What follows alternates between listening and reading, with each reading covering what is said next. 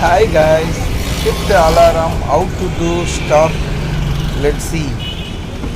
Door open, alarm is shouting, and inside the car and insert the ignition key once on. Nearby alarm button, press once. It's continue to 5 times. It will be stopped. Okay, done.